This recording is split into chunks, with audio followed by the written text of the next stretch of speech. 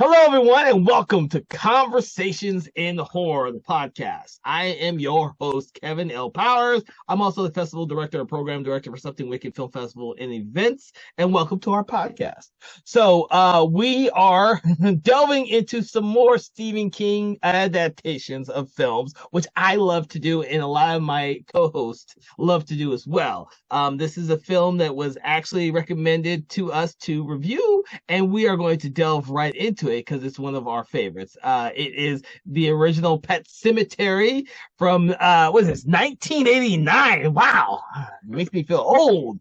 And to talk about this movie from the late 80s, I have Philip Ray and Dave Watkins. I want to thank them for joining us for this conversation. How you doing, guys? Good. Thank you for having me again. Excellent. And as people will know, this is one of the many different adaptations of Stephen King's work. Personally, I love this one since I saw this as a kid. I'm pretty sure that, Philip wasn't even alive when it was made, but that's okay. We're going to get into that as we discuss the movie. The late 80s brings us with this film, and I'm going to ask you both, since you're both kind of different generations, what was your impression of this film? We're gonna go with Dave on this first. I'm gonna leave you, Philip, after him. Yeah, this movie is probably one of the last movies that actually scared me. As I was a teenager at the time.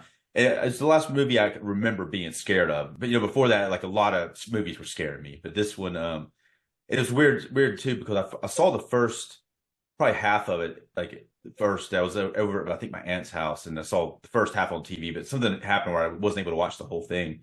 So then later, I read the book. And then I watched the second half of the movie. And I think the second half of the movie, I watched the whole movie then, but the second half of the movie, especially at the end when he goes back into the house to kill his son and to kill all the undead, during that part is the part that scared me. I remember I was watching it and I was like, had to stand up and go around the corner and look back around the corner to watch it. So but that's the last time I remember ever doing that. I think maybe one other movie after that, but then something clicked. And I'm like, shit, it's just a movie. What the fuck am I scared about? It's All right, what about you, Philip? So, like you kind of talked about, I was obviously not alive when the movie came out. But so fun fact, this was my first ever Stephen King product. Like I ended up seeing it, I think I saw it on TV somehow. And it was my first ever property of Stephen King's that I watched. And honestly, it's honestly probably my favorite Stephen King story, to be honest. It's there kind of there too, but Pet Sematary honestly stuck a real chord with me when I watched it. Was it the edited version you saw the first time, or was it the straight up version? I think it had to be an edited version because whatever was released on TV. Yeah, had commercials and all that, but yeah, it's kind of cool though. There's something about those commercials at the time it worked, but now it's like, no thanks. So I'm gonna one up both of you only because I was probably 12 or 13 when I saw this for the very first time because I saw this movie at the theater. My parents, I won't say my parents because my father didn't really go see horror movies that often unless we made him go see horror movies. My mother was the Stephen King fan in the house, and I must have seen most of all of his movies in the late 80s, early 90s at the theater with my mother. So what was I, 13, 14 years old when I saw this shit at the theater? By then, having read the book already, I wasn't really that scared of the movie. I just thought it was cool as shit for a Stephen King property. I could probably go back to something earlier than the 80s or 89 and find something that probably still scared me. But with this movie, it ended up being one of my favorite movies of the time because I just thought it was cool. And I love the way it ended. It was like I didn't see endings like this movie that often back then. And the ones that did occur like this, I didn't see until I was much older. Stephen King films don't really end that typically in the 80s like this. This was I think Carrie may be the only other one that ended where the main character dies at the end. Well, they originally had a different ending for it, and the studio made them go back and reshoot it. It was a little less obvious that he was going to die. But I think it's like 98% positive that he dies at the end, or unlikely that he survives. It doesn't show him die, but the knife's coming towards him, and then it cuts. Yeah, it's one of those things where it was way too ambitious, and they were like, nah, you got to make it more. It's obvious, but also not obvious because again, you don't see him actually die. It's just literally the difference is they were like, all right, let's give her a knife, and then we'll cut to black, and then have him scream. Yeah, for me, he always died at the end. there was no ifs, ands, or buts for it. When I just a flesh wound, Nah, see, he's screaming because he's like, why did you grab that knife? That knife's just it's all rusted and stuff. Like, or he was he was playing solitaire. I think in the original he was playing solitaire too. Right. That's what it says. There's not actually a scene of that, is there? Like a deleted scene anywhere? No, it's interesting because the director, so Mary Lambert says like all of the stuff on DVD versions of this, it's one of the things where all of the deleted scenes were like lost. Like they're all lost. You can't find them. So it's interesting. Yeah. This sometimes especially with the film stuff, they probably got rid of them. Yeah, just either they cut it out of the film and it gets thrown in a box somewhere until someone decides to trash it. One of you two, do you know how well the film did? I don't ever look at that. You guys are used to Well, I don't have it in front of me. I'll look it up, but I know that it did well because as far as what happened with the release is, at the time it was during a writer's strike, and Stephen King movies were kind of on the out, but since the script was already ready, they pushed it into production, and it actually did a lot better than they were anticipating it doing. That's why they did a second one, also with Mary Lambert directing it. Yep. That one didn't do as well, and that was probably she directed more stuff, but that was the last kind of Hollywood movie she directed. She did like Halloween Town 2 and a bunch of TV stuff, but I think that was sort of like even Stephen King. Stephen King wasn't involved with Pet Sematary 2, and he actually kind of wanted his name on it. So yeah, and Pet Sematary was actually successful. It grossed in the box office $57.5 million on $11.5 million budget. So it definitely did. It did more than it did twice as more than its budget. So yeah, it was a big success at the time. Oh yeah. So, I never can tell because, like I said, there's so many things. How you're right. A lot of his movies in the '80s did not do well. I'm looking over the list now. He was on the outs. Yeah. Well, no. What's interesting about this movie is Stephen King wrote the screenplay for it too. He didn't just write the book. He actually wrote the screenplay for it. And it's pretty. It shows pretty good. In the movie that he actually wrote it. And it's interesting, too, because he also, one of the big things when he said he wrote it was he wanted to have a say on who the director was. And so when Mary Lambert was approached with it, after meeting her, he's like, yep, nope, I like her. I think she will be good for it. There was a time, apparently, George Romero was eyed to be the director, but then that obviously didn't happen. Well, I like what she did, though. I know that she was probably... Stephen King was probably like involved a lot from what I'm reading. So, but I do like the way she directed the movie. It does have a nice touch to it. And it's you could tell that she really enjoyed the source material. She had like a lot of enthusiasm for it. Oh yeah, she was allegedly a big fan of Stephen King novels, so she was very excited about it. And again, a lot of times that's probably why it was so good, because again, you see it all the time. If a director likes their source material, the movie's usually better than a director who's kind of doing it for a paycheck. Right. Yeah. Yeah, I agree with you on that one. Getting into the story a little bit, if you've never seen Pet Sematary or the remake or any of the sequels, I haven't seen the newest sequel, but I can't imagine it straying too far from the established kind of story about this doctor. Can't think of his character. Louis Creed. Creed. Yeah. Creed, and he takes his family to a new town because he's going to become the doctor in to the town. Kind And of like arachnophobia. arachnophobia. Yeah, I was Yeah. the same thing. I Yeah, was like, wait a yeah. second, this sounds like arachnophobia when I'm saying that out loud. Yeah. And this is right. Are you talking about arachnophobia now? I just thought the same damn thing. We're on the same wavelength there. And of course, he gets this house that happens to be across a very busy freeway. Um, Unfortunately, or fortunately, he has a couple kids and a cat, and some of those people I'd don't. say that's unfortunate for what happens in the movie. So Well, it is. everything would have been fine had he not had kids and a cat, I think. Is that He just picked a different house, not near a fucking highway. But that being said, everything leads him to discover this uncharted little area not far behind his house in the woods that used to be a Indian burial ground. It's just gone sour over the decades. I think it's sour is the word they call it. Yeah, it's the ground. Yeah, the ground has ground's gone sour. I used to Yeah, love that saying. I was like, yeah, that's some cool shit. It used to yeah. make me very scared of like Native American stories. So I was like, oh shit, man, could this really happen? Shit, I didn't bury anything back there. Don't even go to the Indian burial ground. Fuck that. That's Yeah. just scary shit. So, to add on to that, so in front of where the burial ground is, there is a pet cemetery where people bury their pets, and then there's a big brush area where they have these, that they try to make people not go through there. And then I guess probably, I don't know how far back, it's probably a mile or something back. That's where the actual Indian burial ground is. If you bury something in the Indian burial ground, it comes back, but it's different Yeah. than, it kind of typically like a monster.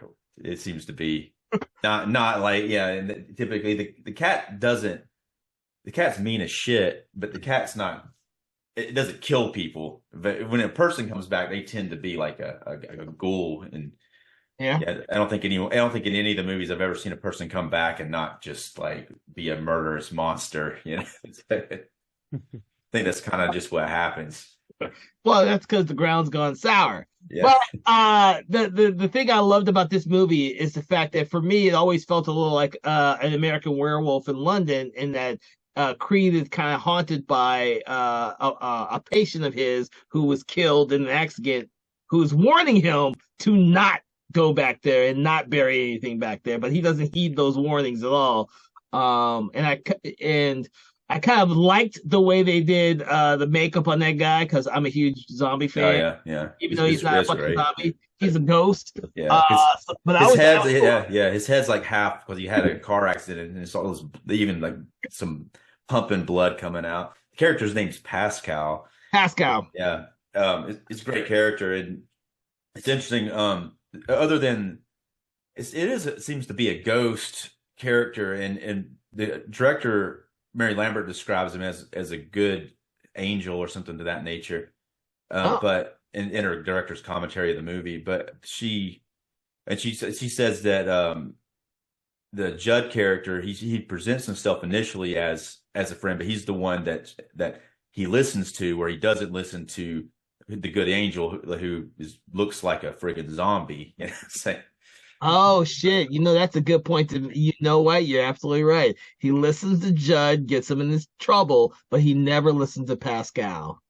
Right, and Pascal is especially in the later half of this movie, he tries to get the wife to come back, and it shows him a lot more than I remember seeing him than from the first time. And if you watch the remake, the character's not in it nearly as much, especially in the second half. He kind of appears similar to what happens in this movie, but in the second half, it doesn't show him bring the wife back. They kind of like they cut that part out, so the character doesn't have as much of a presence in the remake.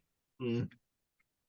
But I think it's a useful character. But as far as, I don't know. I mean, I think it works for him following the wife back. I can see why they cut it, because they wanted to focus on something different. Well, the remake decided to just kind of change a lot of stuff. But I thought it was better than I was anticipating it, because they did change some things. And I think the things that they changed helped, because I think if it had just been exactly the same, it would have been like, this is the same movie, even though it was kind of close to the same. But then the things that they did change I think made it a little bit more interesting. Mm. But as far as like the Judd Crandall character, that's something else when I first watched it, because at the time I was very familiar with the Munsters, Yeah. and I was like, and I liked horror movies, and it was pretty cool to see like an actor from a show like the Munsters playing like a main character in a horror movie. You know, he's really awesome in it too. He does a great job. And John Lithgow did too in the remake. I thought I'm the same way. I also what was her name? Denise Uh Crosby, yes, I used to yeah, like her too when I saw this Star movie. Trek, yeah. Yeah, but I think Star Trek came out after this, if Yeah. I'm not mistaken. So It did. yeah. She was only on it for like Star Trek Next Generation. She was only on it for like one season or something, and maybe part of the second season, and killed her off. But Yeah, but I only know who she is because of this movie because I'd seen it way too many times as a kid. yeah, Those were the times when I was able to watch movies multiple times, or 4 or 5 or 6 or 20 times, and not worry about it. Nowadays, I barely get to watch any movie more than once, if I ever watch it once. yeah. I Yeah. tell you, there's something about watching movies like more than one time. It's interesting. You watch it even now. It's not something I do a lot, but when I do it, sometimes I'll watch a movie and I'm like, I didn't like that very much. I'm going to watch it again, you know, and then I'll watch it again with maybe the director's commentary, and you have a better appreciation for it and what they were trying to do a lot Mhm. of the times, you know. No, I agree. I agree. What's up, Philip? Yeah.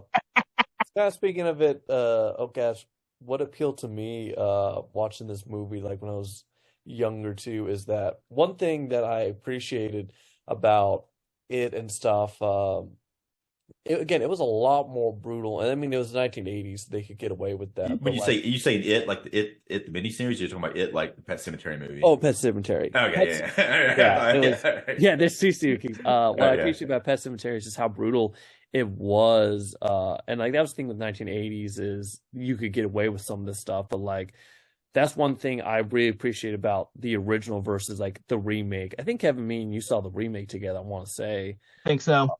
Uh, but like just everything with the Gage character, I mean, like killing off Oh killing yeah. off Gage was just such a wild thing. Mm.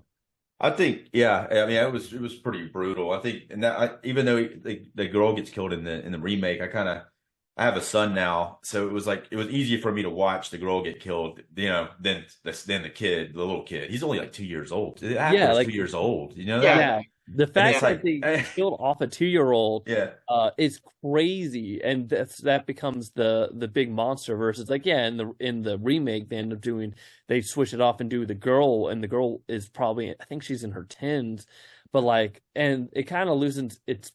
The thing is, you don't actually see a lot of like the killer kids. A lot of times are around that 10 age. You know, you look at the corn and yeah. all of that It's stuff. easier to direct them. I can't believe they got the performance out of this 2 year old that they got. You know? Rico Yeah, Hughes. Yeah. I yeah. mean, It's like when he's like he coming after Judd with a knife and shit. It's like there's like that one shot of that look on his face. He looks almost like Chucky or something, you know?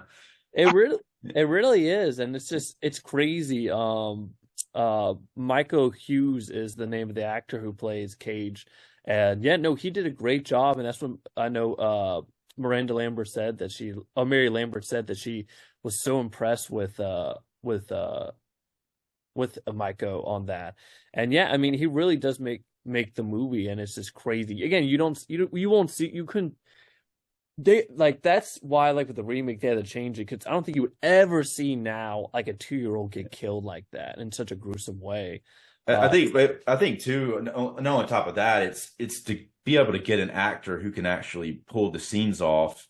Because I think originally with the original Pet Sematary, they actually wanted to have twins so they could like kind of like Full House, they could switch them out. But they found that guy who could handle it. But that was that's what they would have to done probably. But it's harder with the remake. They are actually able to give the character dialogue and stuff like that, which I don't know. I guess most people seem to hate it. I thought it was interesting. It was an interesting change for me. Yeah, we'll have to get more remakes on our show so we can discuss the differences between the two. Thinking more about pets. Let me ask you: have either of you ever read the novel? By the way, Yeah. I think. I actually have Yeah. not. Oh, Oh, yeah. okay. Yeah. Yeah. We don't speak about many of the original authors of some of the movies that we actually talk about. So it's interesting that we do a Stephen King film because and a film in which he actually assisted with the script on this film because we all know that he loves to make cameos in most of his films, not so much the sequels, or the numerous sequels of stuff out Yeah. there, but definitely some of the original ones. And he had a huge hand in this one, like he does a lot of the TV movies that came after this. I think you're right, Dave, that up until this point, up until this movie was successful, there was a lot of these films of his that were not successful, that were theatrical movies. And then, of course, after this, you see him moving more towards a lot of the TV movies finally, because those are what really cemented I think his stature with movies. Yeah. All those miniseries and stuff. All the mini, and they were all successful for a really long time. The Tommy Knockers and the Shining and all that stuff. So I like to bring up Stephen King because he's such a vocal. He's not a filmmaker. He only did one movie, and he just kind of says he's never doing another one again. But such a vocal supporter of the film arts. And so I think it's unfortunate too because that apparently he was coked out of his mind when he's doing Maximum Overdrive. But I mean, I don't know. I mean, it seems like he would be a good director. I just think that he was under bad circumstances at the time, you know? I think so too. I think because it was his first film and the fact that he probably didn't, he's like, I see him as that guy who just loved to be on set where a lot of movies. And then when he was given the opportunity to direct a movie, he didn't really bother to learn all the stuff from all the people he was on set with. Yeah, So yeah. he just muddled through it Right. and doing it and then said, I'm never doing it again. Right. Yeah, yeah. Well, I guess he just would rather stick to writing the novels, which makes sense. Otherwise, he wouldn't have as many other stories. He'd be kind of caught up in. He'd be like a Game of Thrones with George R. Martin, and Shit. just can't even get through the next novel. You know. I think you're absolutely right. If he had stuck with trying to direct movies, he would never get anything done. Although that being said, I could always mention Clive Barker, who doesn't fucking do any more movies and doesn't seem to fucking write a book more than one every 5 or 6 years. So I should. Yeah. Yeah. All right. Writer's block, I guess. We're not giving a shit. It's like, fuck Yeah. it, I got some money. I don't need to write a book. Well, one of the things is, and you mentioned, Dave, about the movie, or maybe it was you, Philip, I can't remember all of a sudden, is Mary Lambert, who didn't do many films outside of this one. I mean, I know she did like the Tales from the Third movie. She did like did she do the movie? I think she did an episode of Tales from the Crypt. She did the Ritual, or I think it was Ritual was the third. Oh, did she? Okay, yeah. Oh no, it was Collection completed. no, it's the stupid one. Can't even think of the name now. Is the one with Tim Curry in it? Is there something? No, there was a third movie that just presents the one where you say her name in the mirror 5 times. Bloody Mary? Bloody Mary! Fuck me. Are you sure? I'm pretty sure. I'm pretty sure it's It called. could be right. It could be. I don't know. I never heard of that. But No, I've yeah. heard Bloody Mary. Obviously, I never heard of that specific movie. But let's just go with it. All right. So she directed Bloody Mary. But she was. I always thought that she was a really good director. Because she did one of my other favorite films she did was The In Crowd.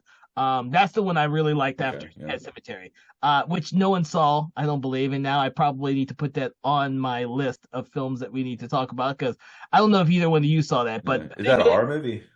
Yeah. Okay. It's the third Urban Legends movie. Urban Legends Bloody Mary. It was a direct-to-video. That makes more sense. Yeah. So I kept thinking it was Tales from the Crypt had the third one called Ritual, which had Tim Curry's in that one. The guy from Nightbreed, what's it? Craig Schaefer. Yeah, Craig Schaefer. I get them confused sometimes because they were both to me like these throw-on third part sequels. Yeah, I hadn't seen Ritual, but I don't know. Obviously, it's not as good as the other two, from what I've heard. No, but it follows the story of I walked with a zombie. I think it's the Jacques Turner movie, I Walked with a Zombie, where it's a voodoo zombie type of story. Like white zombie sort of thing. No, not that one.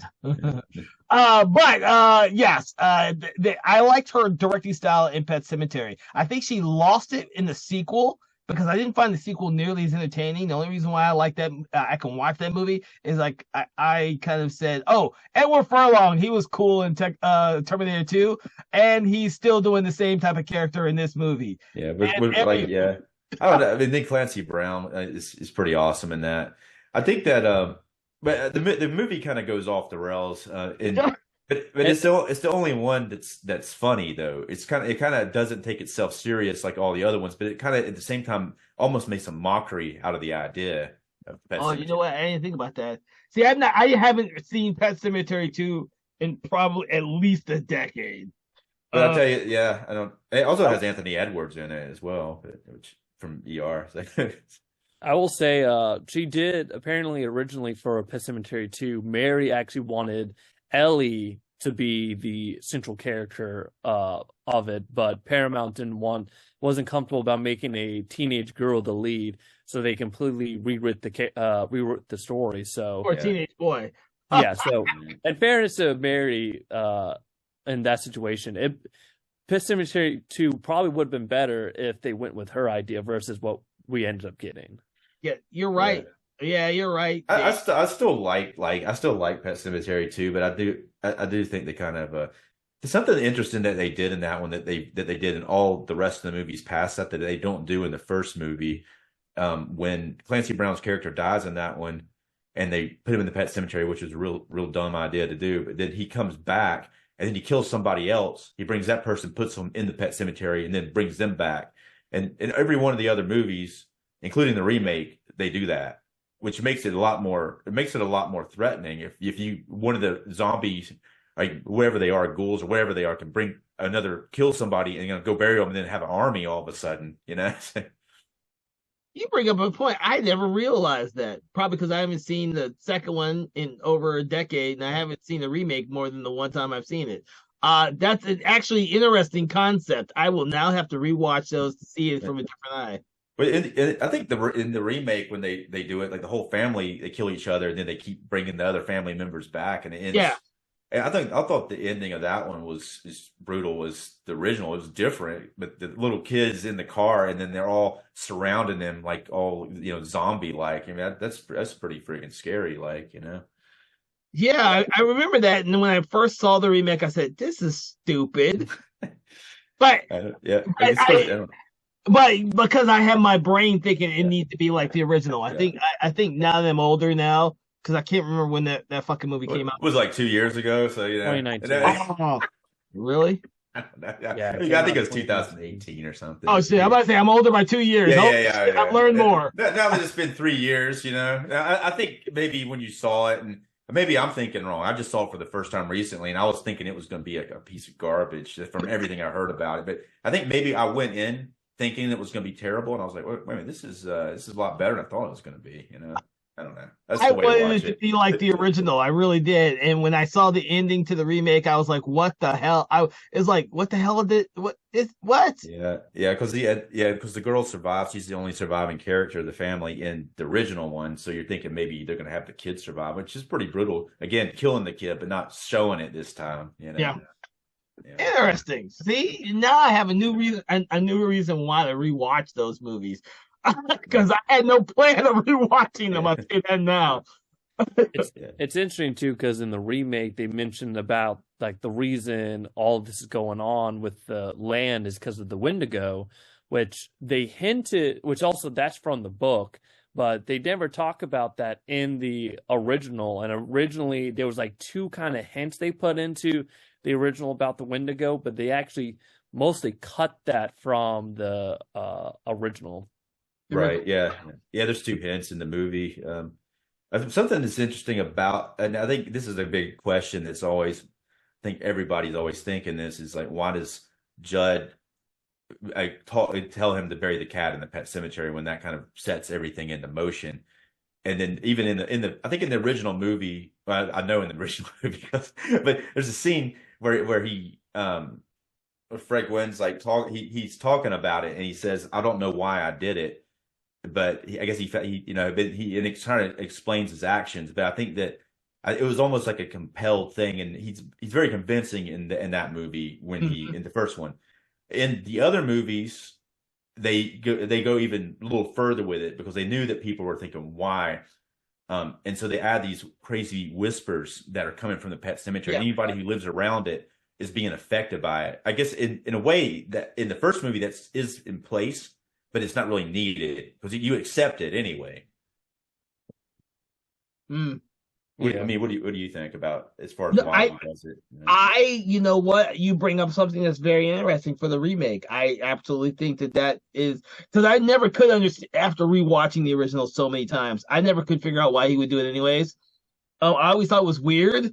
I always kept thinking that maybe he was trying to atone for something, and he was thinking like Creed does at the very end when he decides that the body is fresher, so she'll come back fine.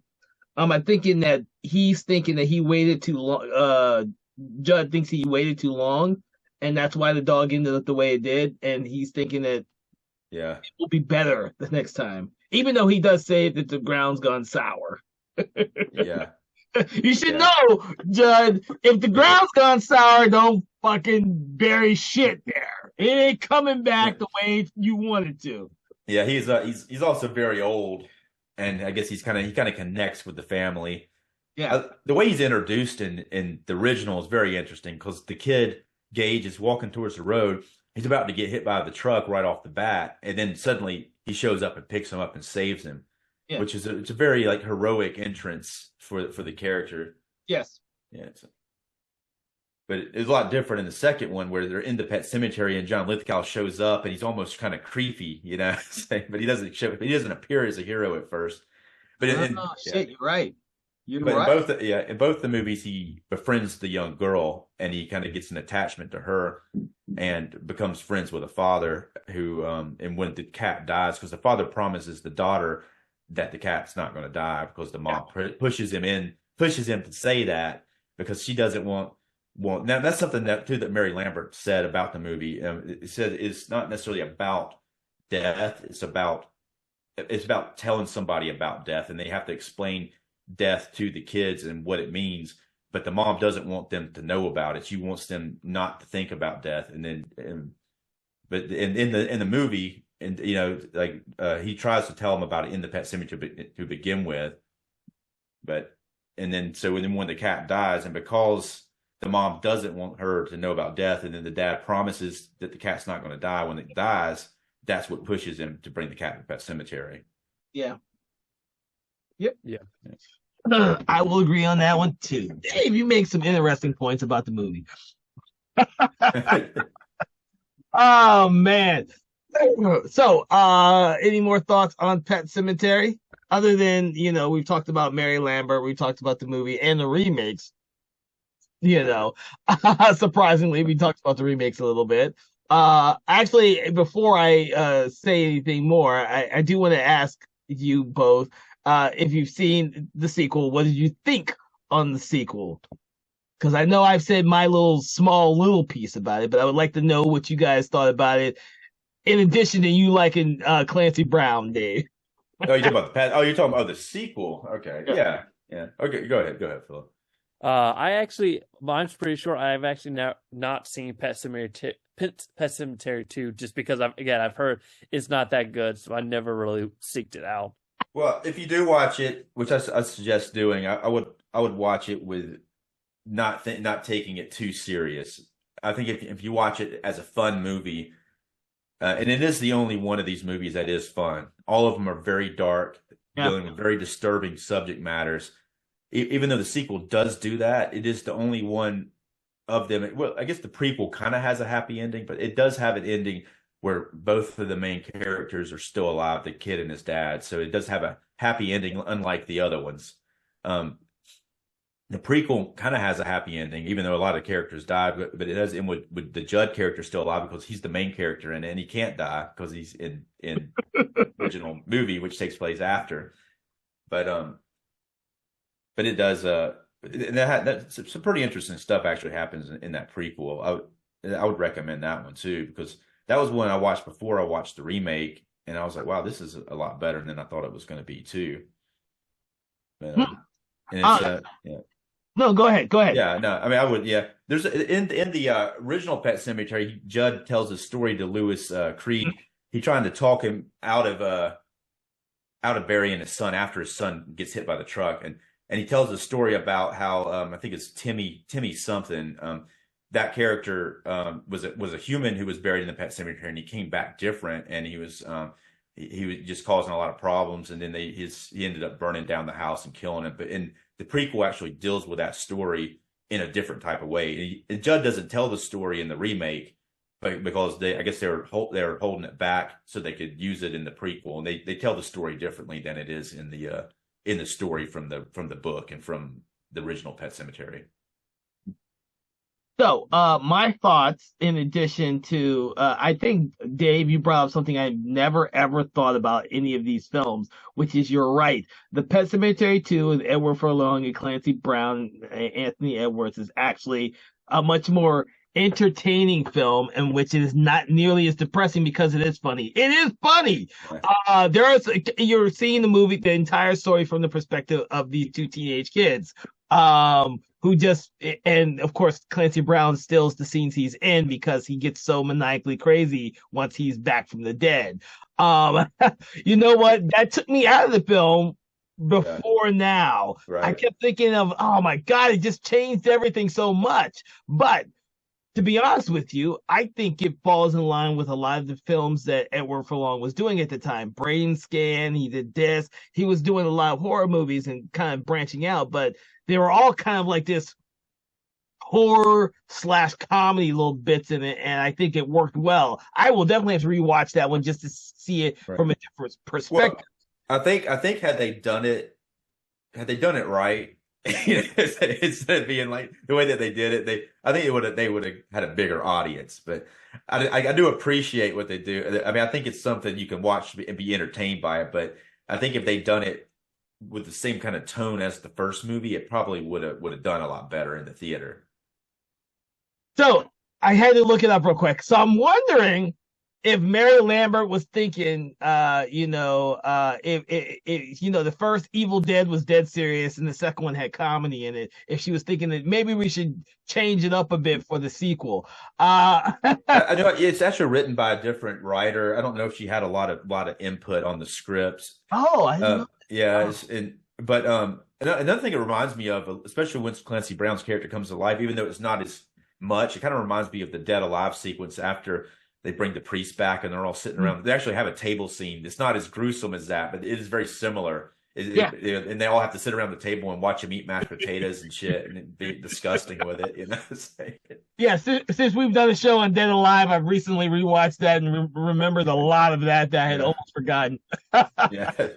I do think after our conversation that as a person who hasn't watched these movies in a very long time, other than the first one and then when the remake originally came out, these films, the franchise, I'll say a franchise, is something I'm going to take another look at because you brought up some certain things, aspects and changes that they've made with the two recent ones that probably elevate the franchise more than what I was giving it credit for. I was, and because I've read the book and I'm a old school Stephen King fan. Well, I don't think you're alone in that. I think there's a lot of hate for both of those movies, but they were better than I thought they were going to be when I watched them.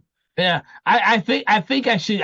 These are films I'm going to give another chance for that whole reason. And like I always tell everybody who's listening to our show, we hope whether it's a film you like or dislike, our conversations will help you go back and reevaluate films that you either didn't like on originally watching them or that you actually really did like but didn't see or hear some of the points that we make here. So this is actually a very good conversation in that regards because we've touched upon mostly the first two and the first remake. Since none of us have seen the sequel other than you, we can't touch on that one nearly as much.